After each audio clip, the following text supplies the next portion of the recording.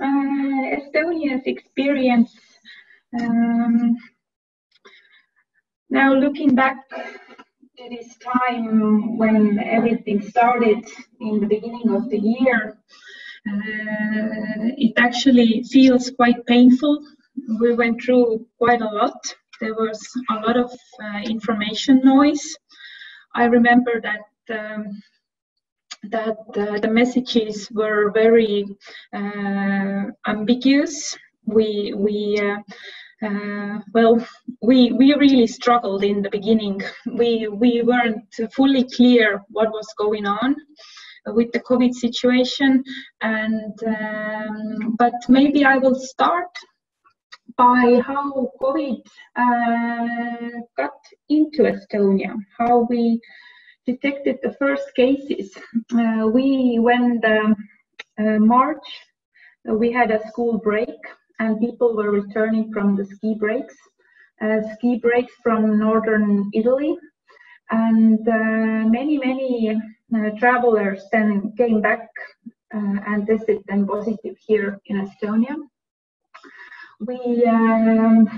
We traced the contacts from the planes, and we noticed that not many people actually infected others. So we first believed that it's not that infectious disease. We saw that the full plane and all their contacts, only those who were on the plane and tested positive upon arrival to Estonia, they stayed positive and they didn't give their infection to anybody else. So this was actually a positive message to us. We were thinking that it might not be that bad. It was in the beginning of March. In the end of February, there were the first signals that Italy was, the incidence was growing fast. So back then we were still quite optimistic. And then but what was more concerning to us back then was that before we even had our first cases, there were signals that all over the world we might be in trouble getting the personal protective wear for hospitals and for the nurses and doctors. And we then ordered our hospitals and emergency service providers to make inventory, what they have, how long they would last with their reserves. And soon we understood that we don't have much of the masks and gloves and the hats and the gowns. So quite quickly, 2 weeks later, I think it was, that we declared national emergency because we were afraid that we have to stop planned treatment because the doctors don't have enough personal protective wear for surgeries or other planned treatments. We ordered hospitals to take their reserves into use. And soon we also took the government reserves to use. And soon after that, WHO declared a pandemic, and the next day or at the same day, Estonia declared a national emergency state. After that, we went into a deep lockdown. A lot of we didn't order our people to stay at home, but all the public gatherings were prohibited. We kept open the kindergartens for small children, but all the schools were closed. People went, many businesses were closed and supermarkets were closed. So for us, it was a totally unique experience. During the past 20, 30, 40 years, we have never had, or during that time, we haven't had a national emergency. So For our government, for us, for the people, it was a confusing time because even though it was clear that it was a state of emergency, we didn't really understand what is behind this, why is this. So as I say, that there are a lot of this miscommunication, at least in Estonia. But because we didn't see a solution to the personal protective where we didn't have them, so we still had to restrict planned treatment due to the deficiency of the PPE. So these were the difficulties that we were facing when we hit the corona crisis. But what was happening epidemiologically? We saw that mainly the most of the infected people were older aged. You see the dark blue line here is people over 50. We hit the peak around mid-April, in the beginning of April, when the incidence of over 50-year-old COVID-diagnosed people were the highest. All in all, I think our numbers didn't climb as high as other European regions or even other world regions experienced. We saw the peak in older people mainly because our testing strategy was based on ECDC case definition back at the time. We were identifying primarily elderly with fever, cough, and shortness of breath. Later, of course, everybody understood that the symptoms can be quite milder, and then we changed our testing strategy in the beginning of April. But because we were already had been 3 weeks or even more into the national state emergency and we were in a total lockdown, then of course all the incidents started to drop. So we cannot say that it's a testing strategy that's changed, or mainly it was because strict restrictions were put in place and people just the disease didn't have an opportunity to go anywhere. But looking back, the left graph here is how much PCR tests we were administering back then. It was about 6-7 tests per 1,000 people in a week, in the week 13 to 15 when we were at the highest of our incidence. And then after that, testing started to drop. And during summertime, there week 27, 29, 30, we were at the lowest of our testing. And now, with the fall, our testing we have raised the testing capacity up to 25,000 tests per week, which may not be that much comparing to Europe, but as we have kept the test positivity rate quite low, under 2% here on the right panel, then we at least think or believe that we don't have that much of hidden COVID somewhere in our country, that we are testing quite much and getting a lot of them on the right time. So during the springtime, our strategy has always been the contact tracing. We identify the disease, the infected people, and then we keep them in isolation, and also all their contacts will stay in isolation for 2 weeks.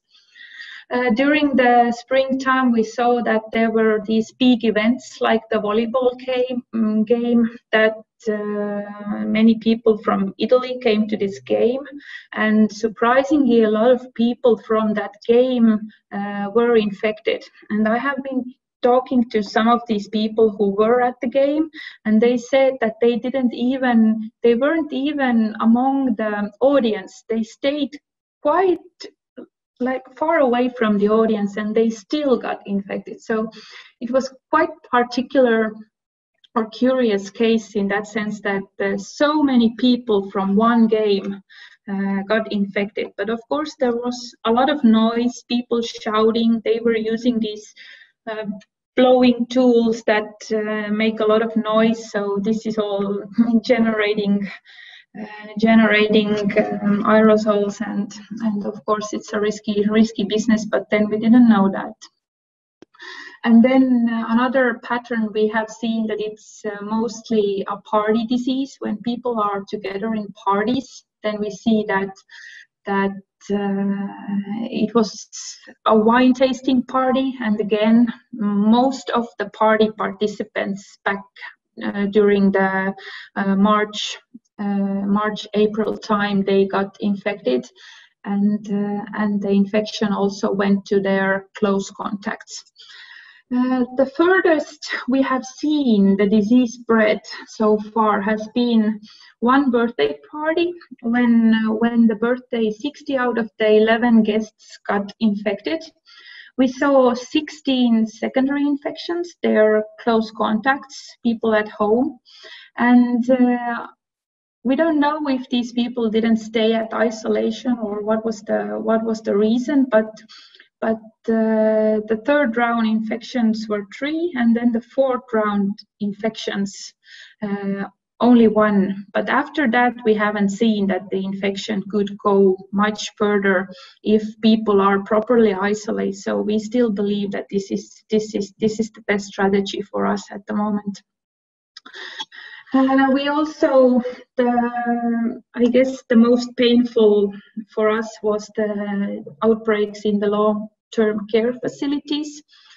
Altogether, 35 of our long-term care facilities were affected, with 209 infected clients and 70 infected staff members. These numbers might be small for overall Europe, but for us it was still quite shocking, and we were worried a lot about the residents in the long-term care facilities. 27 of these clients died, and they were almost half of all registered COVID deaths in Estonia. Of course, we noticed that these regions that were affected most with the disease, also there the long-term care facilities got hit more. So in other regions where the incidence was lower, also the long-term care facilities were hit mildest. And a similar trend we also saw in the healthcare system infection, nosocomial infections, hospital infections. So also these regions were most affected, where the general incidence was the highest. And the outbreaks in the long-term care facilities, we saw the most troubling places was that people didn't have enough personal protective equipment, no masks. We were short of medical staff, partly because we normally don't have that strong medical support in the long-term care facilities, but also during the national emergency, people were very afraid. Doctors were afraid, medical personnel was afraid, so they didn't want to go to work there. They didn't want to go to help there. So this was a little bit concerning. There was a lot of misinformation, and the doctors didn't trust the system. Also, long-term care facilities had a very poor infection control knowledge. We have been working on this now, giving trainings and also delivering the personal protective equipment to the long-term care facilities, so we wouldn't see that much impact on those places. But also we noticed that, or at least that was our feeling, that patients received help too late from long-term care facilities. For some reason, they just weren't hospitalized. I guess it could be the mentality that when the older people are already in the long-term care facility, that's already the end of the road for them, and they don't need to be hospitalized, or were there some other reasons? I cannot say, but this was our general feeling. So these are issues, I guess, we need to work on our national level, but I think quite similar issues are around Europe as well. So we need to change. We need bigger changes on a larger scale here. When we look back into the people who died of COVID in Estonia, altogether, 57 women and 39 men died. Here are now also people who had, of course, who had other diseases. So these graphics are a little bit complicated. The upper graph shows the diseased women, and the blue line here, going these dots, blue line, this is now people who died COVID and had several comorbidities, heart failure, kidney cancer, brain cancer, etc., etc. So they were already in a very bad shape when they got COVID, but COVID was kind of the last drop in their resistance. So. And then there is this red line.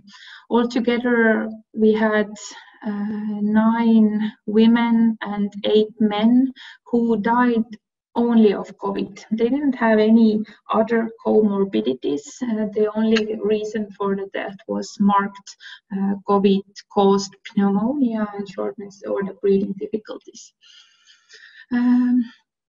I also draw the line, which is the average life expectancy in Estonia for women and for men. And you can see that all these COVID deaths were quite in the range of the general life expectancy. So they were old people. Here are also, of course, statistically it's incorrect, and this is not a public public data, because publicly we claim that we have 65 deaths currently, because here on this graph you can also see people who, for example, died in a car accident or by suicide, and they were tested COVID positive after the death. So these people are removed from the national statistics, but I still keep them here on the graph just to have an overview. What is the age range of these people? And when we started to come out of the lockdown in Estonia, these graphs were mainly made to show our government that it's okay to come out from the lockdown. It didn't have any epidemiological reasoning behind why we made these graphs, but a lot of our actions were also to keep in mind that we have to understand how our government is acting, how our country is acting. So we explained that when Estonia started to open shopping centers in early May, we showed that our cumulative 14-day incidence was 6.7 per 100,000 people, and then compared it to Germany and Italy, where the average number was much higher. Of course, we understand that these numbers don't reflect much anything, but it was a really easy concept for our government to understand, and so these nice graphs were also made. But as I said, that we had problems with public awareness communication. We did crisis communication quite a lot and regularly. We thought that this is the key, but because the messages, we couldn't answer a lot of questions that people had, that when does it stop? what is going to happen tomorrow, when are restrictions going to ease, when are they going to come back, and there were many questions that we couldn't answer. So, but people wanted clarity, the government wanted clarity, so this created a lot of trust problems. And of course, at the same time, there was a surge demand on individual instructions and guidance. Different businesses, services wanted their personal advice and answers to their questions. And the Estonian Health Board, we are 200 people, all for the Estonians to. So the structure is 200 people and the epidemiological unit is 8 people. So we just didn't have that much resources to respond to the needs of the crisis that spread across the sectors. And because by the law we were the leading institution, the Estonian Health Board, in case of a national emergency or national dangers when it is epidemiologic. So at that point, we faced a lot of trouble. Normally, we are used to about 300, 400 interview requests per month, and by the beginning of March, we had almost 6,000 interview requests and other media associated askings per month. And our communication team consisted of 3 individuals, and then we had our 8 epidemiologists who were supposed to answer this. So this was our main crisis: how to handle all these questions, all this information need. And of course, our country, our government came to help us at some point with a lot of communication service specialists. But when you are already in that deep state of crisis, then it's really hard to take new people and start to train them and start to guide them. So it was a very difficult time for our communication unit, these 6,000 media requests. But currently, where are we now? We also see that Marianne, thank you for the excellent presentation. Since time is running away, how long do you think you will need for this? I'm on my last slides as well. Perfect, thank you. Thanks a lot. Yeah. We currently see that the incidence is growing. It's growing now among younger and also among older people. We don't see that dramatic change in the hospital admissions currently. So we don't think the situation is that bad as it was during spring. Our current strategy is mainly we want to keep going with the extensive contact tracing. We do this as much as we can. We also try to create a very quick testing, or that the testing access is quite easy for people. They can go through their family doctors and they can get to testing already the next day. We try to keep our schools open, but our hospitals and long-term care facilities do not allow any more visitations because of the high rise of the incidence currently. Our national restrictions are the mandatory 14-day isolation when you are when you have the infection or you are contact, or then when you are returning from abroad. Our government doesn't allow nighttime alcohol sale because it's believed that it enhances the partying during night. We try to keep the indoor capacity 50% on the public places where so people could easily hold distance. And we do not allow public events or mass gatherings bigger than 750 people. So our people are learning quite nicely. And here is a picture of a small kid at the traffic stop. and the boy thinks that he could get the disinfectant or the sanitizer from this button, which is supposed to turn the traffic light to green. So this, I think, was a very heartwarming picture when I saw it. So it's a nice thing to end this presentation, that the young people are learning new methods, and hopefully we can go into the better future with this new knowledge we have all gathered during this past half a year. Yeah, thank you.